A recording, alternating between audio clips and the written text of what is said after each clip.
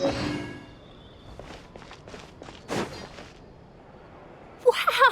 If it isn't the Traveler and Paimon! Oh, have you seen the article I wrote about you? Ha! You've got some nerve! You just used us to make some quick mora! Oh, you needn't worry about that. I heard that you were in Poisson some time back, so I sent you a letter to discuss just that. It appears you didn't receive it, though.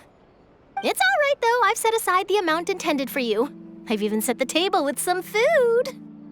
Really? Oh, you're the best! You're almost a little too easy to win over, Paimon. If I were a journalist with ulterior motives, you'd be in trouble now, you know. Oh, Paimon knows you're not like that. Still, what brings you here all of a sudden? Were you looking for me? When Mona mentioned you, we thought of coming to see you at work. I see! It seems you've already bumped into Mona here in Fontaine. So she mentioned me? What did she say? She said that you're a real daredevil of a journalist. Nice. In which case, can this daredevil journalist dare to request an exclusive interview with the legendary Traveler and Paimon? Huh? So your article in the paper today doesn't count? Oh, of course it doesn't. That was more like live photography. What I'd like to do is dive deeper and ask you to talk about the things you've seen and experienced.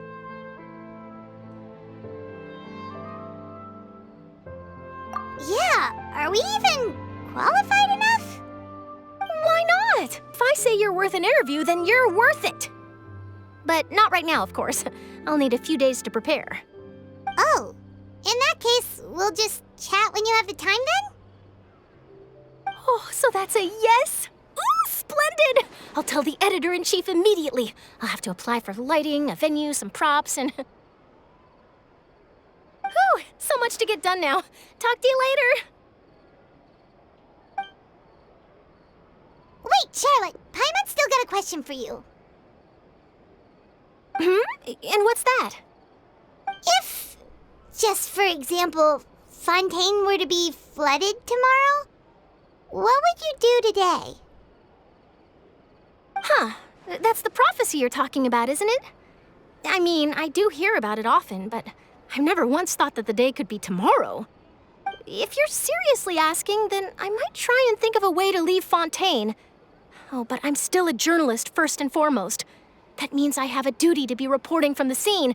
And secondly, I wouldn't forsake my homeland that easily. From what I've seen, most people don't know what they'd do should the worst come to pass. In truth, it might be better just to behave like normal rather than worry over such an end. So in all likelihood, I'd probably still be prepping at the office for that interview of ours. I know what you're thinking. That sounds a bit sad, but I've always believed that it's best to do what you enjoy.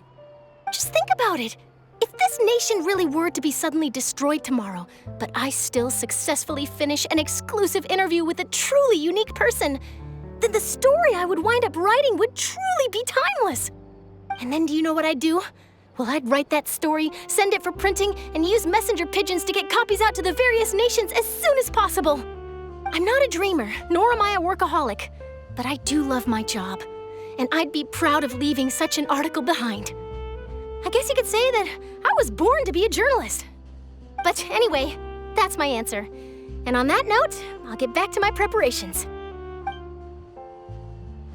That's so nice. All of a sudden, Paimon actually kinda envies her. Anyway, let's go and take a look at the sea, shall we?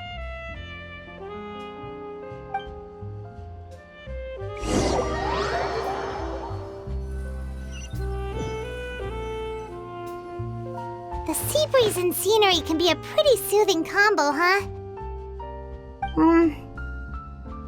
Paimon's been thinking.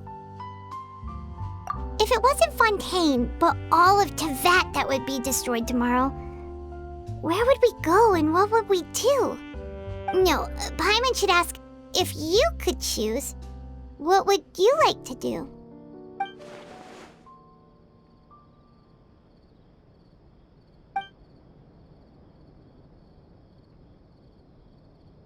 We've always been moving to the next destination, so we haven't spent much time thinking about these kinds of things. We didn't have to either, with us always being on the road and whatnot. You mean, still traveling? Huh. Wait, isn't that what we've always...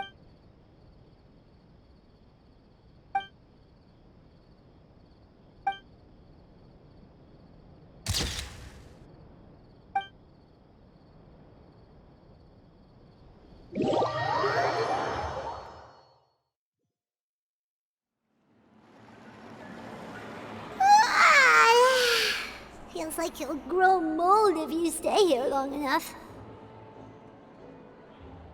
But it's still better than the Fortress of Meropide, that's for sure. It's not only damp there, but salty too. Ah, so the two of you are still here. Wonderful. Oh, you're from the Palais Mermonia, aren't you? Yes, I'm Isadora. Monsieur Nervillet sent me to look for you two before. I heard that afterward you went to the Fortress of Meropide.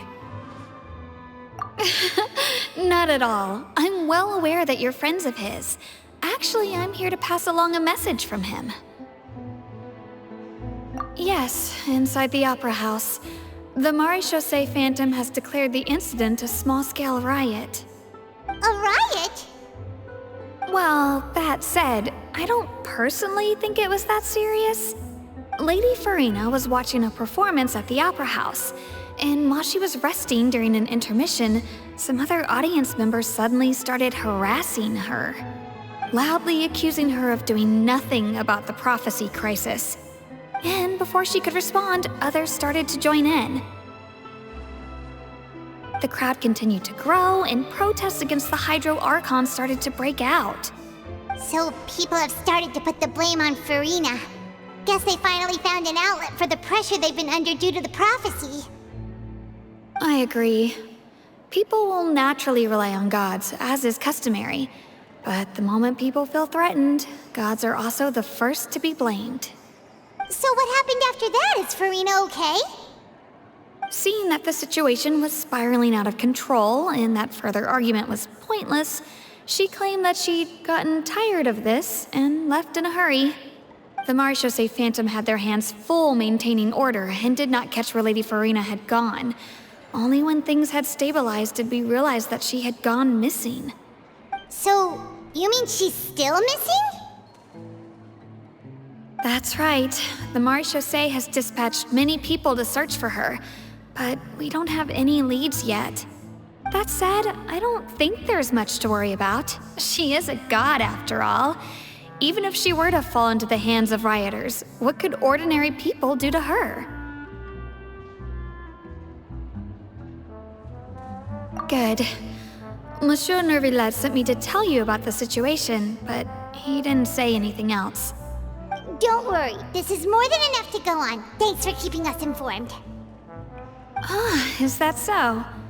Well, all right then. In that case, you two take care. I'll be heading back to the Palais now.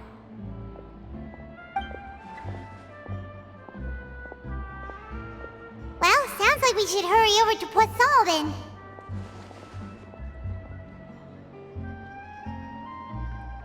If we know Farina, she won't try to fix things in this situation.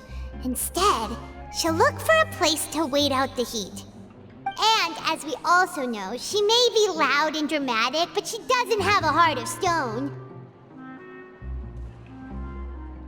When Nervillet was talking to her in the Palais Mermonia, and she heard about Poisson, she couldn't hide her sadness and remorse. It would be hard for her to ignore being accused by the public today. Paimon thinks Farina's probably taken the opportunity to slip away to Poisson and try to relieve the sense of guilt that she's feeling. Huh! Well, what do you think? Paimon knows the answer, of course, but Paimon can do the analysis to back it up too. Cool, huh?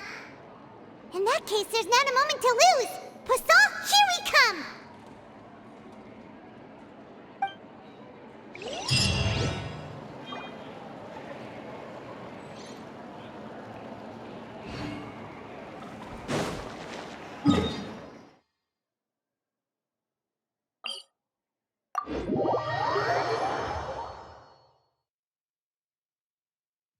This place looks deserted. Guess all the survivors must have evacuated already. All that's left here are signs of devastation. Could Farina really be here? Let's try to find her as soon as possible.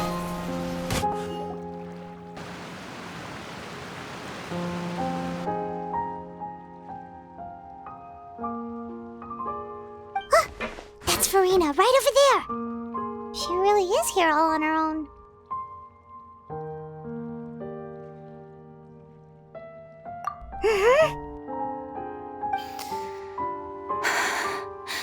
Should I just give up? This is all meaningless. What was meant to happen did happen after all. Everyone's dead. I'm sorry. I'm so sorry. Give up, Farina. There's no point in holding out. I'm sorry. But what can I even do other than to repeat meaningless apologies over and over? Who's that? Don't worry, Farina, it's just us.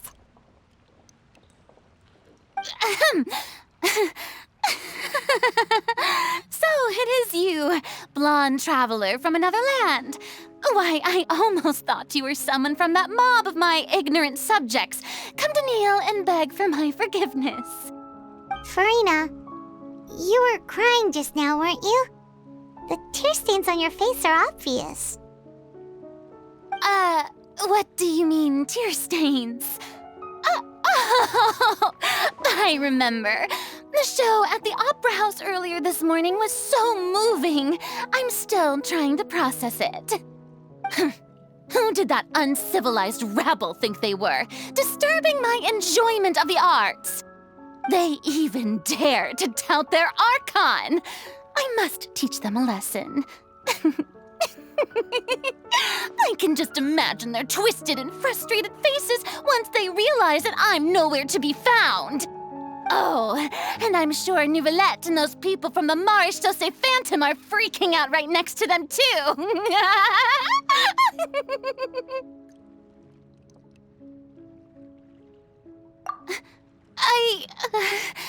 Of course not. Hey, there she is! The Hydro Archon's over there! Quick, after her! Farina, those people seem to be after you. They are? They're just some rabid fans who want to cut the line because they haven't been able to meet me in person, aren't they? That's against the rules. I can't let them get their way. Farina just ran off! Quick, we have to catch up with her!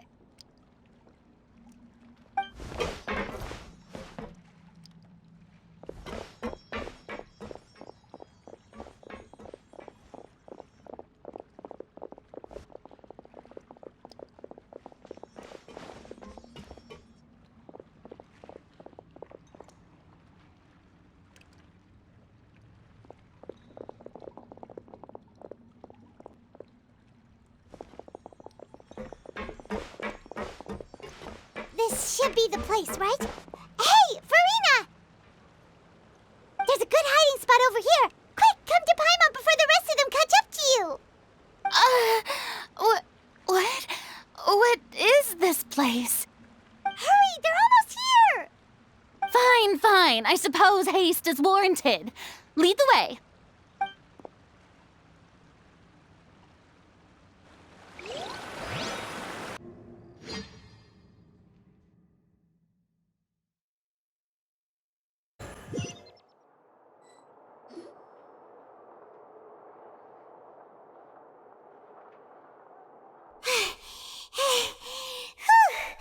Paimon's exhausted.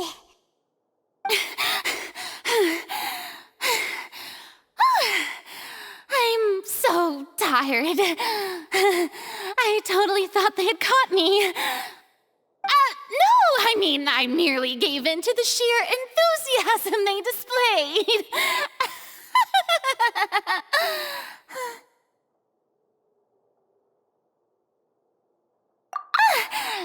You're right. Yep, that's a good girl.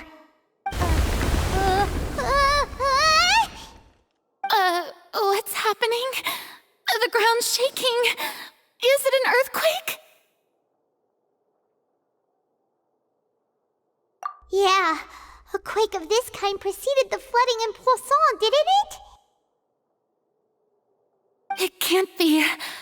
It's happening again. Well, there's no need to worry too much about that. Neverlette's made some emergency plans, so the evacuation should go a lot smoother this time. Yeah, I hope you're right. But the people of Poisson, they've already...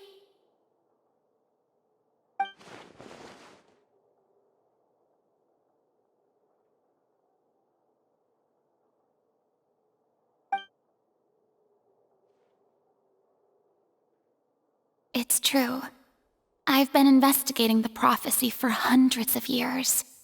I once had informants all over Tevat, searching for clues and feeding information back to me. I've tried all kinds of ways, too, to hold back the sea. Anything to keep the coastline from advancing. But all my efforts proved to be futile in the end. Really, the truth has been clear to me for a very long time. We cannot make an enemy of the divine. No matter what we do, the will of the heavenly principles will have its way, and the prophecy shall be fulfilled. Give up. I do love the sound of that phrase. It would mean finally coming to terms with fate, but also for me to finally be free. Indeed, I've thought about giving up so many times, especially after we almost lost Poisson. Fate is really unreasonable, isn't it? It has no heart and obeys no rules.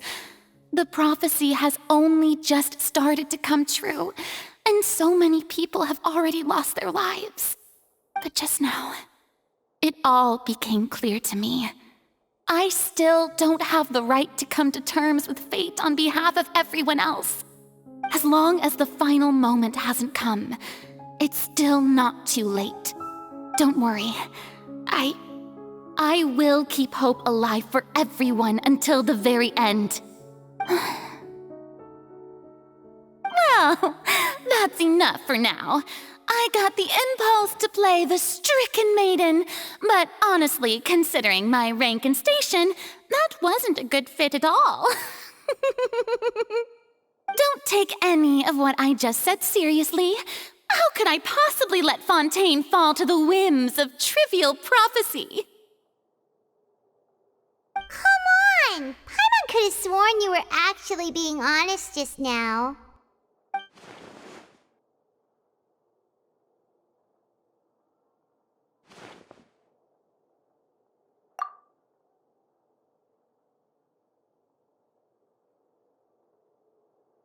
Share my burden.